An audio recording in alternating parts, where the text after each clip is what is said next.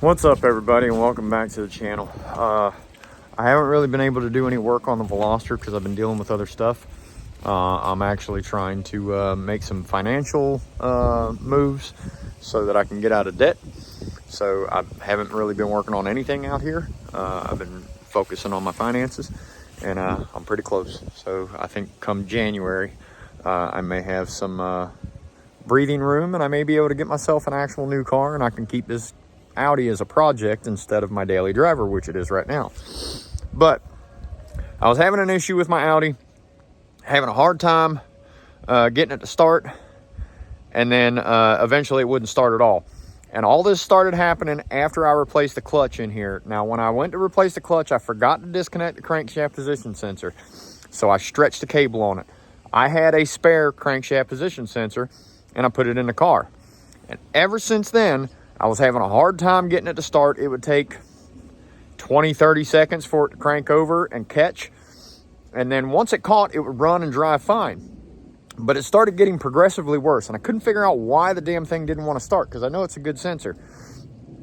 So I went ahead and went and bought a new sensor and went to put it in. And I noticed that this sensor has a spacer on it. And I got to looking, I didn't realize that this is what makes it different for an automatic versus a manual. So you can see that little silver spacer right there. That silver spacer is for the automatic transmission. If you have a manual transmission, you take that silver spacer off and it sets the sensor further in, closer to the flywheel. I had the gap too big because of that spacer right there, because this just lines up right there. But if you take that spacer off, then the dang crankshaft position sensor actually reads correctly, and the damn thing fires right off. So now it immediately fires over, but that was something that I was dealing with. I could not figure out what the hell was going on, and that's what it was. So hopefully that'll help somebody else that's dealing with this kind of issue on their car, or if they do anything like me where you're taking, if you go to the junkyard and you get one out of an automatic transmission, just know that if you're putting it in a manual, you need this spacer. You don't need this spacer. If you're putting it in an automatic, you have to have the spacer. So just a little FYI. Hope that helps everybody out. Hopefully I will be back to posting update videos on the Veloster. And I've started building the engine for the replacement engine for this Audi.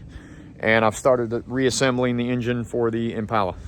So I should have a couple videos posted in the next couple weeks. But right now, like I said, I'm trying to focus on my finances, get things squared away so that I can actually make some bigger moves. Because in 2026, I am going to be relocating to Florida. My company has expanded, and we are now going to be the service group for the whole state of Florida. And I'm going to move down there. So I'm going to be moving around June of 2026, because that's when my son graduates high school. I'm not going to leave until he graduates high school, but I'm going to be working in Florida a lot over the next year, so it may slow down my videos.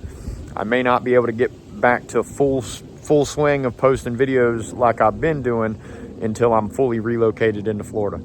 I will still continue to work on the Veloster because I'd like to get it running and driving before I move to Florida. So we'll see how it goes, but that's the ultimate game plan. And I just wanted to give this quick update to hopefully help anybody that's having issues with hard start, no start on a 2.7 or a 3.0, 2.8. They're all the same. But that little spacer makes all the difference, whether it's an automatic or a manual. So thanks for checking it out. Have a great one.